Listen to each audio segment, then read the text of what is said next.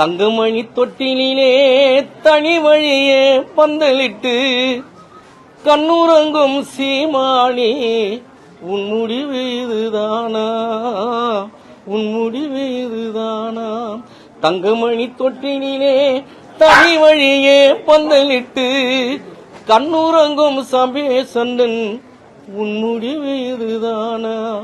எங்கள் உள்ள வாடுதையா அண்ணன் தேவ அண்ணன் முரளி அண்ணன் சம்பத்தண்ணன் கலங்குதையா.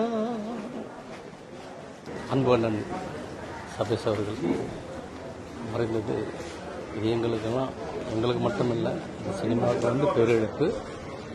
அதாவது கானான்னா தேவாண்ணன் சபேஷ் அண்ணன் முரளி தான். கானாவை வந்து முதல்ல சினிமாவில் சேர்த்தவங்க அவங்க தான், அதை மறுக்கவும் முடியாது. நாங்கள்லாம் வந்து சாதாரண ஒரு தரையில் நாங்கள் உட்காந்து பாடியிருந்தோம் கானா பாட்டு. எங்களை சினிமாவில் சேர்த்தவங்களும் அவங்க தான். அப்படியாப்பட்ட ஒரு நல்ல ஒரு கானா பாடகர், நல்ல ஒரு கம்போசர் அவர் சபேஷ். அவர் இழப்பு மிகப்பெரிய ஒரு இழப்பு. அதாவது எங்களுக்குள்ள ஒரு மிகப்பெரிய உறவு என்னன்னா 2010 2009 தான் கானா குயில் பாட்டு, அதாவது கலைஞர் டிவியில் கானா குயில் பாட்டில் ஜட்ஜாக இருந்தோம். ஃபஸ்ட்டு வந்து தேவண்ணன் நானும் இருந்தோம், ரெண்டாவது சம்பேஷ் அண்ணன் நானும் ஒன்றா இருந்தோம். ரொம்ப நாள் அது நல்ல ஒரு ஹைலைட் ப்ரோக்ராம் அது. அதில் வந்து நாங்கள் 2 பேரும், அதாவது உடன்பிறவ தம்பிக்கு மேலே அவ்வளோ ஒரு ஒன்றா இருப்போம், ஒரே காட்டேஜில் ஒன்றா இருப்போம், ஒன்றா சாப்பிடுவோம்.